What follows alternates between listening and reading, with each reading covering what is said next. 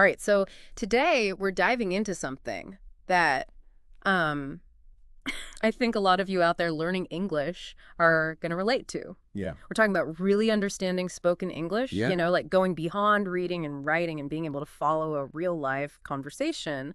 Exactly. And I think for learners who are kind of at that, B1, B2 level, Yeah, that jump can feel huge. totally. So today we're going to break down some of the challenges and Yeah, look at some ways to make that leap a little bit less, well, daunting. less scary. Yeah, less scary. Okay, so our jumping off point for this deep dive is this really interesting audio clip we got from a teacher who calls himself Teacher Sam. Okay. And basically, he decided to challenge himself to listen to an English podcast every single day for a week. Okay. So let's see what he learned and how it can help you. Right.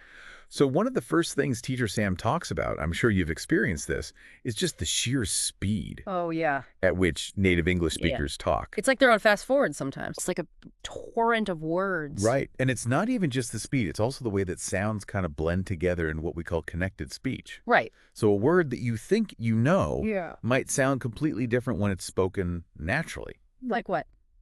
Like, think about going to. Okay. It often becomes gonna in casual conversation. Right, right. Yeah. Or words can get reduced or sounds get dropped. Yeah. So it's really about trying to tune into the rhythm and intonation Yeah. more than just trying to catch every single word. That's really interesting because I've never thought about it that way, but that makes total sense because you Yeah. don't need to understand every single word to get the gist. Exactly. So yeah, focus on that music of the language. Yeah. That makes sense.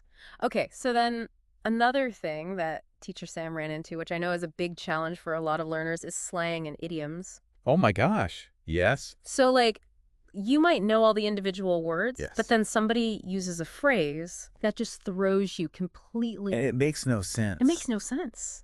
Yeah, these idiomatic expressions, they have a meaning that's different from the literal meaning of the words. Yeah. And they add so much color to language. Yes. But they can be really tricky for learners. So it's like you have to learn these as like almost like cultural codes. Exactly. Yeah, it's like a whole other layer. Yeah. Yeah. So what do you suggest? Like, how do people tackle this? Well, there are actually a lot of resources specifically for learning common English idioms. Oh, that's good. So you can find, dictionaries and websites Yeah. and even apps that are dedicated to idioms. Cool. And the key is to try to learn them in context, Mhm. not just memorizing lists of idioms, but seeing how they're actually used In real conversations? in real conversations. Yeah. Okay, that makes sense. And then, of course, we have to talk about accents.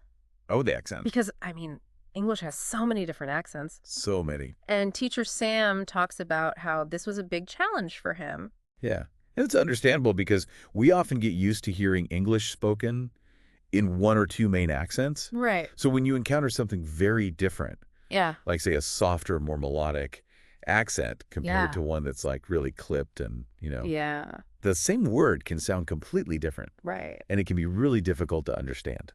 Yeah. Teacher Sam even gave this example Oh, yeah. about how, some accents are softer and almost more musical than others are like Yeah. harsher and guttural, Yeah. and how that actually changes the way the words sound. It really does. So it's not just the pronunciation, it's like the whole Yeah. tone the of whole how feel of the language. the music of the language Yeah. changes. Yeah. And it's interesting because the more you're exposed to different accents early on, Yeah. the easier it becomes to adapt Right. and to understand different speakers. So it's almost like training your ear to be Yeah. more flexible. Exactly. Yeah. Okay, so we've talked about the challenges, the speed, the slang, the accents. I mean, it sounds pretty daunting, right? It can be. So what did Teacher Sam actually find helpful? What were his takeaways from this week of intensive listening? Well, I think the most important thing is the thing he did, which is just that regular daily listening practice. Yeah. It's like anything else. The more you do it, Right. the Yeah. better you get at it. It's like a muscle. Yeah, it's like building that listening muscle. And even short bursts, Yeah, like 10 minutes a day absolutely. can make a difference. Yeah, it's about that consistent exposure. Right, right. Consistency is key. Okay, so then Teacher Sam also found that it was helpful to focus on listening to things that were about everyday topics, Yeah, like things that you would actually encounter in real life.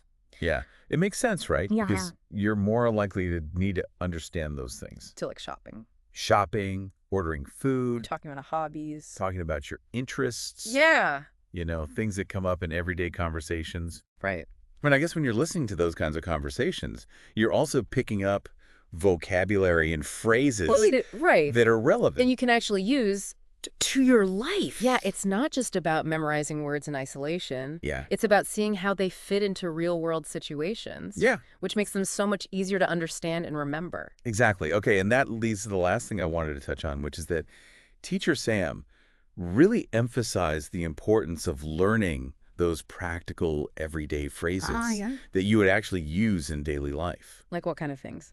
He gave the example of like ordering a coffee, Oh, yeah. like I'll have a latte, please, or can I get a cappuccino? Yeah. Like these really simple but essential phrases. And what's so great about that is that it builds your confidence. Yeah. Because if you know you can handle those basic interactions, Right. like ordering food or asking for directions, Yeah. then it makes those bigger conversations feel less intimidating. Yeah, it's like you're building up those small wins. Exactly. Okay, so if we zoom out a little bit and look at Teacher Sam's experience as a whole, Yeah. what are the big takeaways here for you? Well, I think the key message is that consistent listening practice is crucial Right. for overcoming those challenges of speed slang and accents Yeah. and focusing on everyday topics. Yeah. And practical language will help you build both your understanding and your confidence in spoken English. I love that. So basically, just keep listening Keep listening. and make it relevant to your life. Yeah, make it real. Make it real. All right, so for all of you listening out there, I want you to think about which of those challenges, the speed, the slang, or the accents, feels like the biggest hurdle for you right now. Yeah, good question. And what's one small, consistent listening activity that you can start doing today to chip away at that hurdle? Starting today. Starting today. That's your homework. That's your homework. Thanks for diving deep with us. It's been fun. Always fun. Yeah, all right. See you next time. See ya.